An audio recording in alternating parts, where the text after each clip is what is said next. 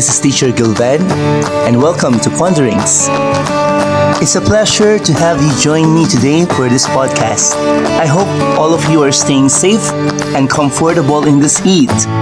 As we continue with distance learning, let's take advantage of the opportunity to learn and grow together. Wanderers, thinkers, sit back, relax, and let's get started with today's podcast.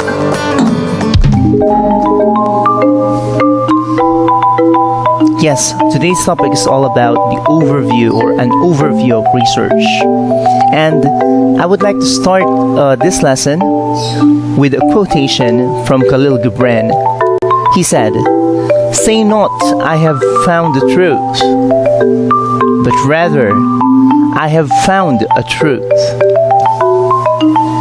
I will get back to a personal reflection about the meaning of this quotation at the end of this lecture.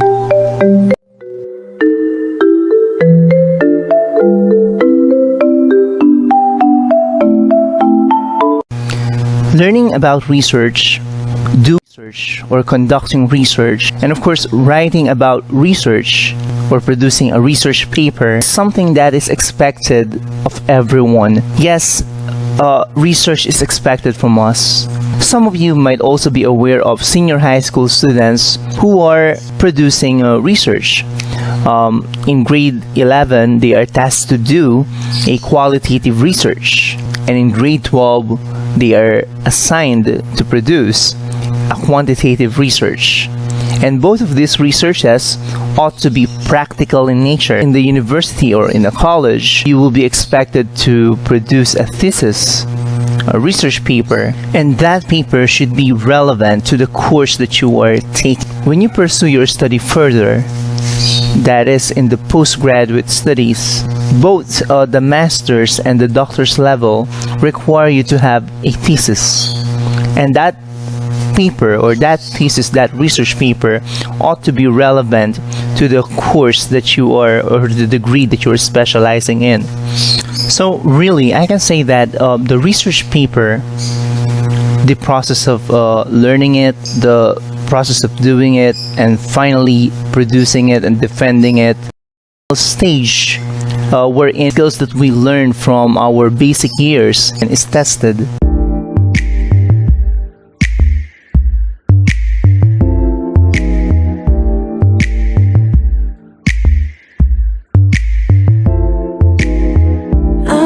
Why do I have to do research? Perhaps you are asking this.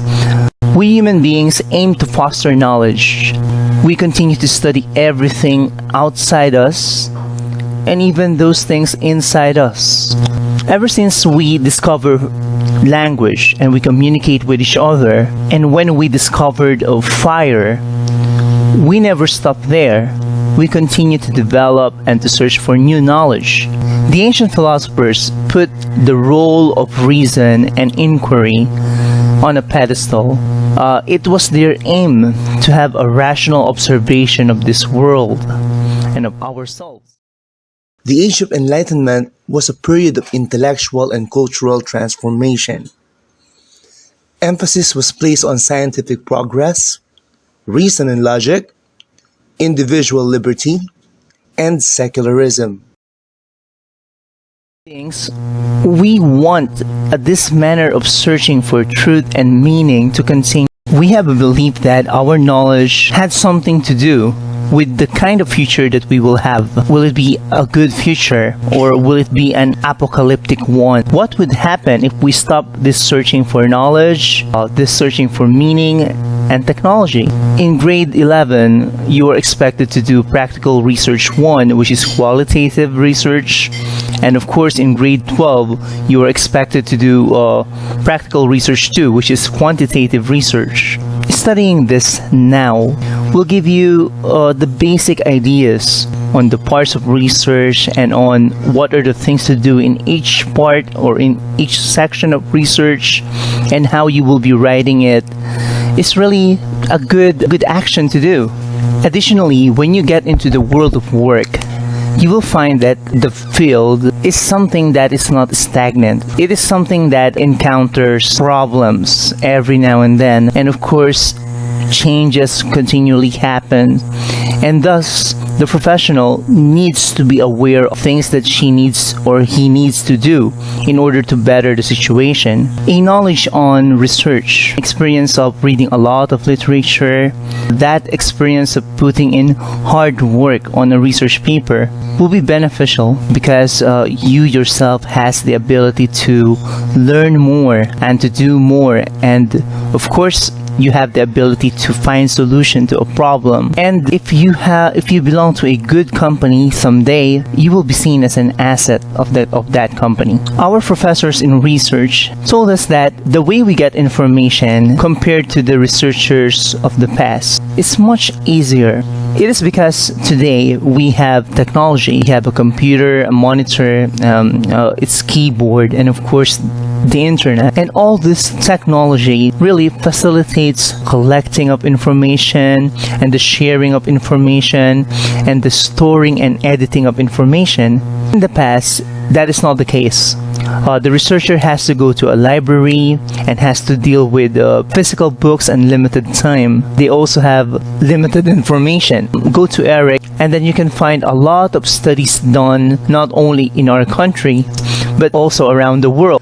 Technology make researching easier. I have a reminder for everyone though. Whenever we search for the internet, we got to know that we have to go for reputable and valid and trustworthy sources. For example, in ERIC, we got to select peer-reviewed studies. In that way, we can be sure that a lot of experts' effort were put into that work before that work got published. I would like to cite an information or a research made by Ahmed Kassem and El Rashid Ismail and M. Sayed of Saudi Arabia. The title of their research is The Challenges and Problems Faced by Students in the Early Stage of Writing Their Research Projects. And here's what they found out. The students in their country, the student in their setting has had these problems. Language, lack of knowledge in methodology, lack of references, lack of time, and lack of guidance. Personally, I think these are also the same problems that we have here in the Philippines. I would just have to add some personal observations. Those are, in our place, there's also no free internet access for the students. And also there is lack of gadgets for reading and downloading and sharing research articles. Just a personal note and personal observation, I do think students in our setting, especially the heterogeneous section, will be benefiting more if they will also have subjects in research, like the section 1. The section 1 in our setting have a subject in research. That's why the Great and Diamond, they already have ideas about the basics of research. However, the hetero sections, I think this is the first time that they will be hearing information about research. I can also attest that the students in our setting need to learn more about paraphrasing, citing of information, and of course, yes, reading long research articles, because these are the next steps that are waiting for you. And as I've always say, if you don't waste time practicing and preparing, the next step will be easier.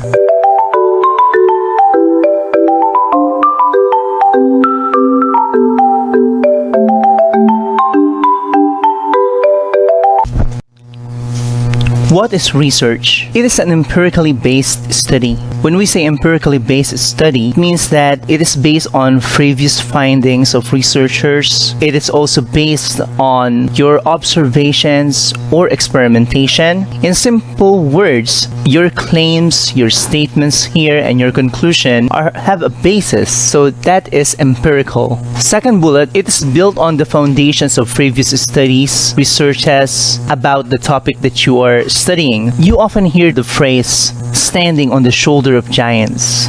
Well, to stand on the shoulder of the giant, it means that you have considered the previous researchers who have studied the topic that you are studying. Also, you have considered the previous thinkers and intellectuals or who have shared information about that topic. The next bullet states that research ought to be an original work. Your research, it is expected that the finding should stem out from your own observation or experimentation. And yes, these findings can confirm the existing researches, or sometimes these findings can negate or invalidate the previous studies. Research is demanding a lot of readings of review, related literature, the carrying out of the research design, the collection of data data, the interpretation of data, and yes, a lot of writing too.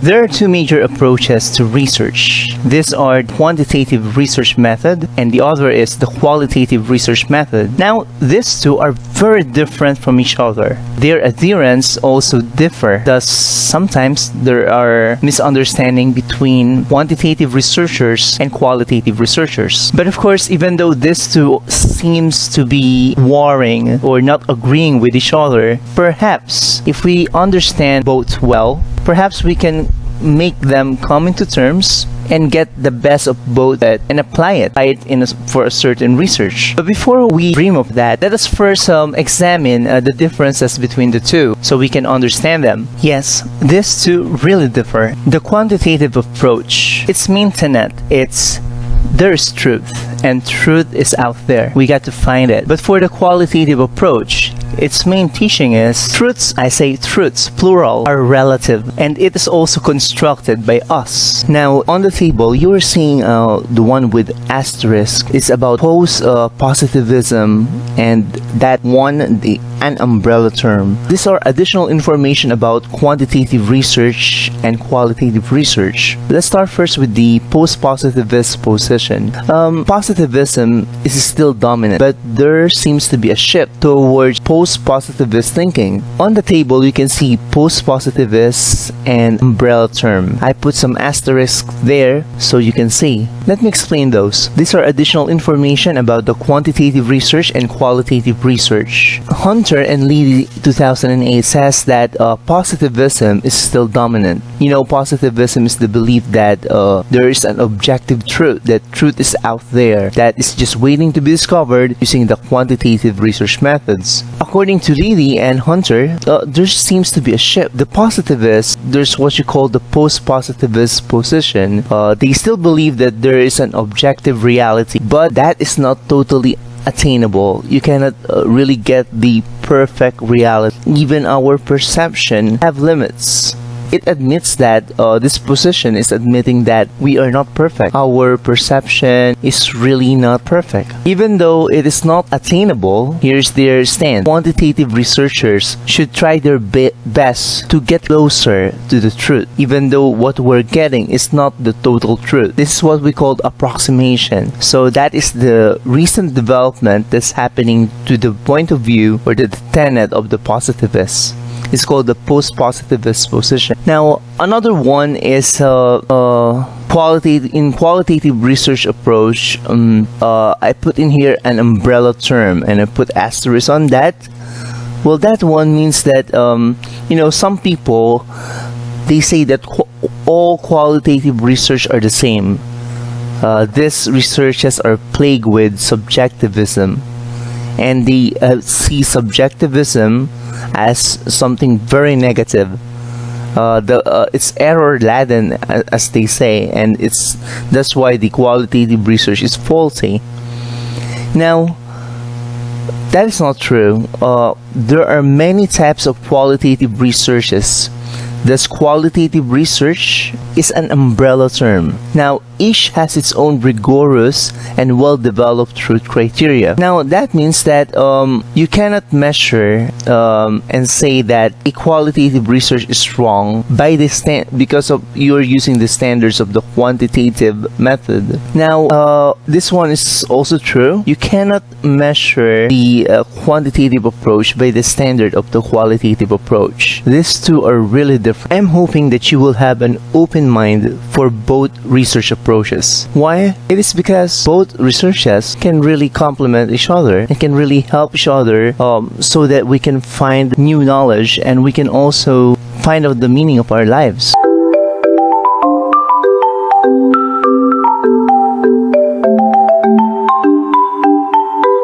The quantitative approach adherent or researcher, in terms of the research action, would detach himself from what is being studied. He or she does so in order not to affect the things that the truth that he or she is studying. However, in the qualitative approach, the researcher is allowed to be the participant of the study simply because the qualitative approach upholds that the subjectivity of the participant is part of reality. For the research questions, it also differs. The quantitative approach adherent would utilize close-ended questions, and these questions are designed to quantify the experience of the participant. So thus it will be easier to analyze using statistics. For the qualitative approach, they are more on words. They wanted to capture the experiences of the participants.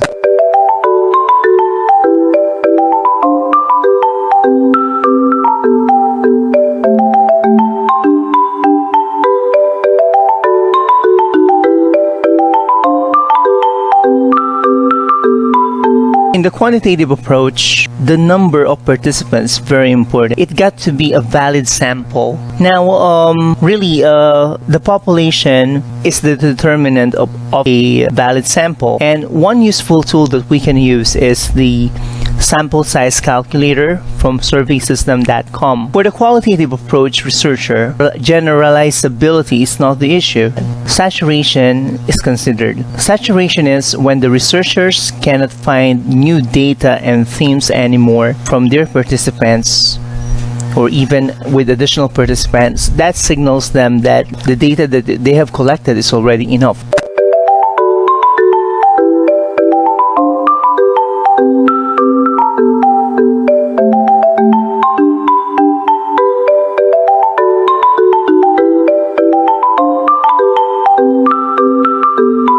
For the reasoning, the quantitative approach used the deductive style of reasoning, that is, from general to specific. Thus, in a quantitative research, they have theories as basis. Then they will experiment, Next, they will be recording their findings, and then they will be interpreting it, and then they will be creating a conclusion. For the qualitative approach, they begin with the specific and then proceeding to the general. So it's from the specific general. For data, in the quantitative approach, they will really quantify and use statistics. For the qualitative approach, it's gonna be words.